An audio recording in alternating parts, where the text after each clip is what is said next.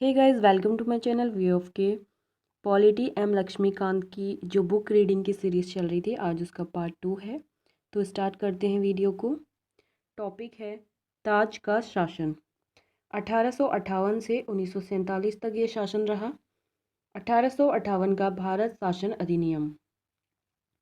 इस महत्वपूर्ण कानून का निर्माण 1857 के विद्रोह के बाद किया गया, जिसे भारत का प्रथम स्वतंत्रता संग्राम या सिपाही विद्रोह भी कहा जाता है। भारत के शासन को अच्छा बनाने वाला अधिनियम नाम के प्रसिद्ध इस कानून ने ईस्ट इंडिया कंपनी को समाप्त कर दिया और गवर्नरों, क्षेत्रों और राजस्व संबंधी शक्तियां ब्रिटिश राजशाही को हस्तांतरित कर दी। इस अधिनियम की विशेषताएं निम्नलिखित हैं। इसके तहत भारत का शासन सीधे महारानी विक्टोरिया के अधीन चला गया। गवर्नर जनरल का पदनाम बदलकर भारत का वायसराय कर दिया गया। वह यानी कि वायसराय भारत में ब्रिटिश ताज का प्रत्यक्ष प्रतिनिधि बन गया। लॉर्ड कैनिंग भारत के प्रथम वायसराय बने। इस अधिनियम ने नियंत्रण बोर्ड और निदेशक कोर्ट समाप्त कर भारत में शासन की द्वैत प्रणाली समाप्त कर दी। एक नए पद भारत के राज्य सचिव का सृजन किया गया, जिसमें भारतीय प्रशासन पर संपूर्ण नियंत्रण की शक्ति निहित थी। यह सचिव ब्रिटिश कैबिनेट का सदस्य था और ब्रिटिश अंततः संसद के प्रति उत्तरदायी था। भारत सचिव की सहायता के लिए 15 सदस्यीय परिषद का गठन किया गया, जो एक सलाहकार समिति थी। परिषद का अध्यक्ष भारत सचिव को बनाया गया। इस कानून के तहत भारत सचिव की परिषद का गठन किया गया, जो एक निगमित निकाय थी और जिसे भारत और इंग्लैंड में मुकदमा करने का अधिकार था। इस पर भी मुकदमा किया जा सकता था। 1858 के कानून का प्रमुख उद्देश्य प्रशासनिक मशीनरी में सुधार था, जिसके माध्यम से इंग्लैंड में भारतीय सरकार का अधीक्षण और उसका नियंत्रण हो सकता था। इसने भारत में प्रचलित शासन प्रणाली में कोई विशेष परिवर्तन नहीं किया। नेक्स्ट है 1861, 1892 और 1909 के भारत परिषद अधिनियम। 1857 की महान क्रांति के बाद ब्रिटिश सरकार ने महसूस किया कि भारत में शासन चलाने के लिए भारतीयों का सहयोग लेना आवश्यक है। इस सहयोग नीति के तहत ब्रिटिश संसद ने 1861, 1892 और 1909 में 3 नए अधिनियम पारित किए। 1861 का भारत परिषद अधिनियम भारतीय संवैधानिक और राजनीतिक इतिहास में एक महत्वपूर्ण भूमिका अधिनियम था। 1861 के भारत परिषद अधिनियम की विशेषताएं।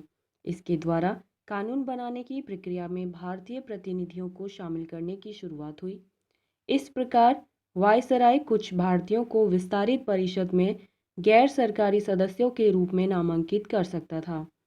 1862 में लॉर्ड कैनिंग ने 3 भारतीयों, बनारस के राजा, पटियाला के महाराजा और सर दिनकर राव को विधान परिषद में मनोनीत किया। इस अधिनियम ने मद्रास और बम्बई प्रेसिडेंसियों को विधायी शक्तियां पुनः देकर विकेंद्रीकरण की प्रक्रिया की शुरुआत की। इस प्रकार इस अधिनियम ने रेगुलेटिंग एक्ट 1773 द्वारा शुरू हुई केंद्रीकरण की प्रवृत्ति को उलट दिया और 1833 के चार्टर अधिनियम के साथ ही अपने चरम पर पहुंच गया। इस विधायी विकास की नीति के कारण 1937 तक प्रांतों को संपूर्ण आंतरिक स्वायत्तता हासिल हो गई। बंगाल, उत्तर पश्चिम सीमा प्रांत और पंजाब में क्रमशः 1862, 1866 और 1897 में विधान परिषदों का गठन हुआ। इसने वायसराय को परिषद में कार्य संचालन के लिए अधिक नियम और आदेश बनाने की शक्तियां प्रदान की। इसने लॉर्ड कैनिंग द्वारा 1859 में प्रारंभ की गई पोर्टफोलियो प्रणाली को भी मान्यता दी। इसके अंतर्गत वायसराय की परिषद का एक सदस्य एक या अधिक सरकारी विभागों का प्रभारी बनाया जा सकता था तथा उसे इस विभाग में काउंसिल की ओर से अंतिम आदेश पारित करने का अधिकार था। इसने वायसराय को आपातकाल में बिना काउंसिल की संस्तुति के अध्यादेश जारी करने के लिए अधिकृत किया। ऐसे अध्यादेश की अवधि मात्र 6 माह होती थी। 1892 के अधिनियम की विशेषताएं। इसके माध्यम से केंद्रीय और प्रांतीय विधान परिषदों में अतिरिक्त यानी कि गैर सरकारी सदस्यों की संख्या बढ़ाई गई। हालांकि बहुमत सरकारी सदस्यों का ही रहता था। इसने विधान परिषदों के कार्यों में वृद्धि कर उन्हें बजट पर बहस करने और कार्यपालिका के प्रश्नों का उत्तर देने के लिए अधिकृत किया। इसमें केंद्रीय विधान परिषद और बंगाल चैम्बर्स ऑफ कॉमर्स में गैर सरकारी सदस्यों के नामांकन के लिए वायसराय की शक्तियों का प्रावधान था। इसके अलावा प्रांतीय विधान परिषदों में गवर्नर को जिला परिषद, नगरपालिका, विश्वविद्यालय, व्यापार संघ, जमींदारों और चैम्बर ऑफ कॉमर्स की सिफारिशों पर गैर सरकारी सदस्यों को नियुक्त करने की शक्ति थी। इस अधिनियम ने केंद्रीय और प्रांतीय विधान परिषदों दोनों में गैर सरकारी सदस्यों की नियुक्ति के लिए एक सीमित और परोक्ष रूप से चुनाव का प्रावधान किया। हालांकि चुनाव शब्द का अधिनियम में प्रयोग नहीं हुआ था।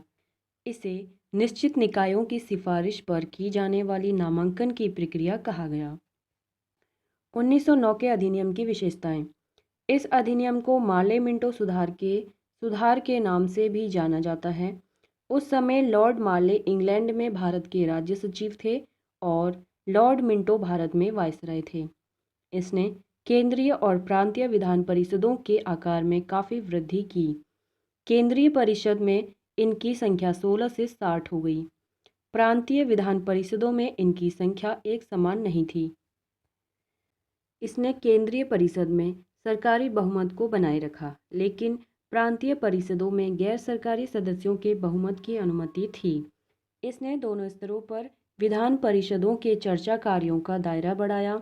उदाहरण के तौर पर अनुपूरक प्रश्न पूछना, बजट पर संकल्प रखना आदि। इस अधिनियम के अंतर्गत पहली बार किसी भारतीय को वायसराय और गवर्नर की कार्य परिषद के साथ एसोसिएशन बनाने का प्रावधान किया गया। सत्येंद्र प्रसाद सिन्हा वायसराय की कार्यपालिका परिषद के प्रथम भारतीय सदस्य बने। उन्हें विधि सदस्य बनाया गया। इस अधिनियम ने पृथक निर्वाचन के आधार पर मुस्लिमों के लिए सांप्रदायिक प्रतिनिधित्व का प्रावधान किया। इसके अंतर्गत मुस्लिम सदस्यों का चुनाव मुस्लिम मतदाता ही कर सकते थे। इस प्रकार इस अधिनियम ने सांप्रदायिकता को वैधानिकता प्रदान की और लॉर्ड मिंटो को सांप्रदायिक निर्वाचन के जनक के रूप में जाना गया। इसने presidency corporation, chambers of commerce, विश्वविद्यालयों और जमींदारों के लिए अलग प्रतिनिधित्व का प्रावधान भी किया। भारत शासन अधिनियम 1919। 20 अगस्त 1917 को ब्रिटिश सरकार ने पहली बार घोषित किया कि उसका उद्देश्य भारत में क्रमिक रूप से उत्तरदायी सरकार की स्थापना करना था। क्रमिक रूप से 1919 में भारत शासन अधिनियम बनाया गया, जो 1921 से लागू हुआ। इस कानून को मॉन्टेग चेम्सफोर्ड सुधार भी कहा जाता है। मॉन्टेग भारत के राज्य सचिव थे, जबकि चेम्सफोर्ड भारत के वायसराय थे। अधिनियम की विशेषताएं। केंद्रीय और प्रांतीय विषयों की सूची की पहचान कर एवं उन्हें पृथक कर राज्यों पर केंद्रीय नियंत्रण कम किया गया।